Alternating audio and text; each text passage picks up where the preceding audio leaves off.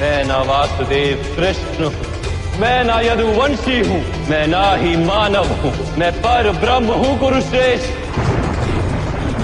मैं ही सत्य, ज्ञान और धर्म हूँ। मेरी ही अनुमति से आप युद्ध कर रहे हैं, मेरी ही अनुमति से आप जीवित हैं, मेरी ही अनुमति से आप मृत्यु को प्राप्त होंगे।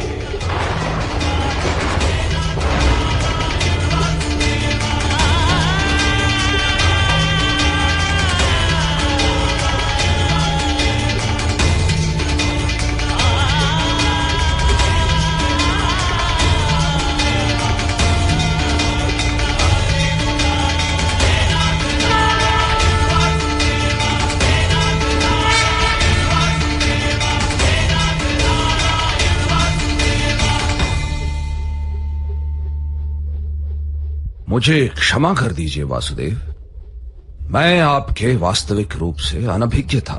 आप अवश्य मेरा वध कर सकते हैं, किंतु आप मेरा वध करने हेतु अपने प्रण को त्यागने के लिए सज्ज हुए हैं। अवश्य ही मेरा कोई महान दोष होगा।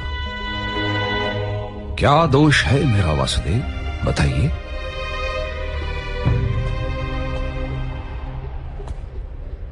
अज्ञान आपका दोष है महामहिम। आपने धर्म के वास्तविक रूप को जानने का तो कभी प्रयास ही नहीं किया। करुणा के छत्र तले जब तक समग्र संसार समा नहीं जाता, तब तक समाज में धर्म अधूरा रहता है। किंतु आपने केवल अपने परिवार का विचार किया, संसार के कल्याण का तो विचार ही नहीं किया आपने। इसलिए आपका त्याग भी स्वार्थ का ही रूप है। मैंने अपने पिता के सुख हेतु राज्य का त्याग किया, आजीवन ब्रह्मचर्य की प्रतिज्ञा ली। इसमें मेरा कोई स्वार्थ नहीं था वासुदेव। ब्रह्मचर्य की प्रतिज्ञा और राज सिंहासन का त्याग अवश्य उत्तम कार्य थे, किंतु आपने समाज के प्रति अपने उत्तरदायित्व का त्याग क्यों कर दिया महामहिम? कुरुवंश में आपसी संघर्ष न हो, हस्तिनापुर के राज सिंहासन के लिए युद्ध न हो और कुरु राष्ट्र की प्रजा को हानि या दुख न हो, इसीलिए मैंने ये प्रतिज्ञाएं दी वासुदेव। अपने चारों ओर दृष्टि डालिए महामहिम, क्या चल रहा है यहाँ? आपकी प्रतिज्ञा ने इस विग्रह को, इस युद्ध को टाला तो नहीं?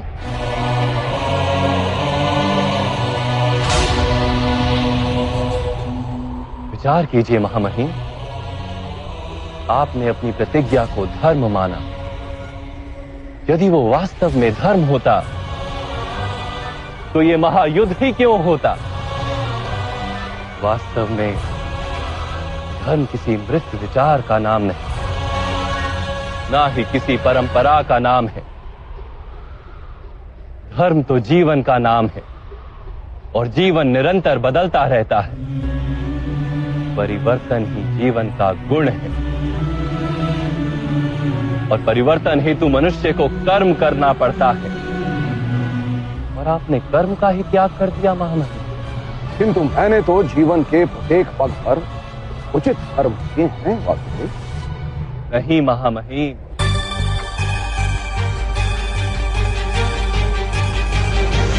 इस जन्म में आप कर्म के बंधन से ना बंधें, इस कारण आपने कोई वास्तविक कर्म किया ही नहीं। कर्म का अर्थ होता है निर्णय लेना और अपने निर्णय के परिणामों को स्वीकार करना। किंतु आपने कब कोई निर्णय लिया महामहिम? महाराज पांडु के राज्य अभिषेक का निर्णय क्या आपका निर्णय था? एक जन्म से नेत्रहीन व्यक्ति राजा बनने के योग्य नहीं होता। इसलिए मेरा मत है कि ज्येष्ठ भ्राता पांडु का राज्य अभिषेक होना चाहिए। महाराज धृतराष्ट्र और महारानी गांधारी के विवाह का निर्णय। अक्षय तृतीया की शुभ मुहूर्त पर कुमार धृतराष्ट्र का विवाह गांधार की कुमारी गांधारी के साथ संपन्न हो। महाराज धृतराष्ट्र को अधर्म से रोकने का प्रयास क्यों नहीं किया आपने महामहिम? कुमार दुर्योधन पर वार करने वाले इन मत्स्य जनों का न्याय तो कीजिए। इन सबके सिर छेद कर दो। ये तो अत्याचार है। आदेश का पालन हो। युद्ध सभा का निर्णय और उसमें पांचाली के अपमान को ना रोकने का निर्णय। रामा, आपकी कीर्ति तो समग्र आर्यवर्त में है। आप तो स्वयं माता गंगा के पुत्र हैं। अपनी समक्ष ऐसा व्यवहार देख के आप मान किस प्रकार रह सकते हैं? इस युद्ध का निर्णय आर्यवर्त में धर्म की फिर से स्थापना करने के लिए युद्ध अनिवार्य है। सभी अधर्मों को रोकने का आपके पास सामर्थ्य भी था और शक्ति भी, किंतु आप निर्णय नहीं ले सके महामहिम। आप केवल अपनी प्रतिज्ञा और अपने प्रण से बंधे रहे। मैं दास बनकर अपना जीवन व्यतीत करूंगा। वास्तव में कर्तव्य के नाम पर निर्णय लेने के उत्तरदायित्व से आप भागते रहे।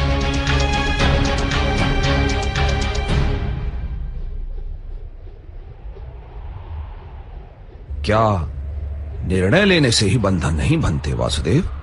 बंधन से छूटने के लिए निष्काम कर्म के सिद्धांत को समझते तो आपका जीवन धर्ममय हो जाता महामहिम।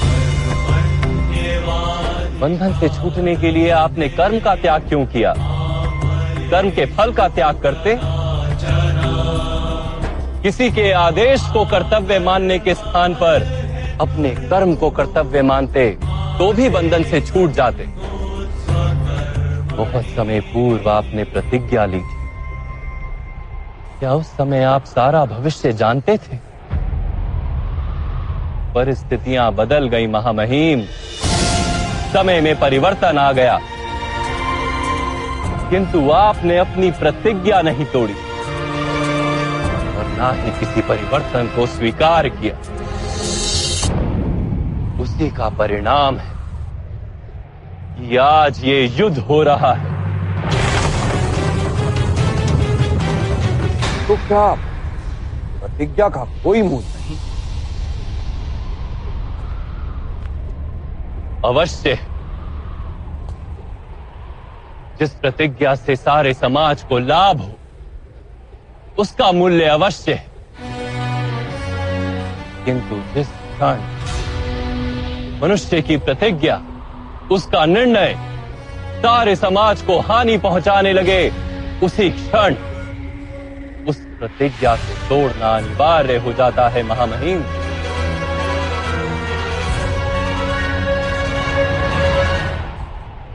आज पांडवों के पक्ष में रहकर युद्ध करने का निर्णय यदि आप ना ले पाए तो कम से कम शस्त्रों का त्याग करके अपनी मृत्यु को स्वीकार कर लीजिए।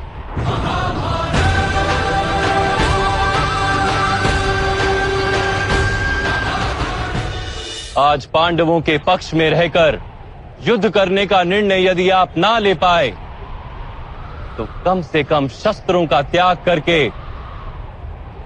अपनी मृत्यु को स्वीकार कर लीजिए। मैं स्वीकार करता हूं वासुदेव।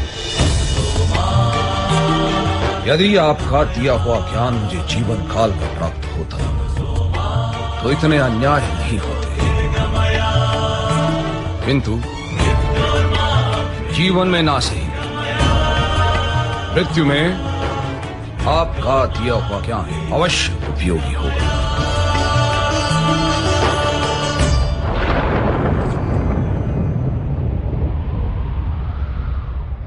आपके द्वारा मृत्यु तो मेरा परम सौभाग्य होगा। मेरा अंत कर दीजिए, मैं सज्ज हूं।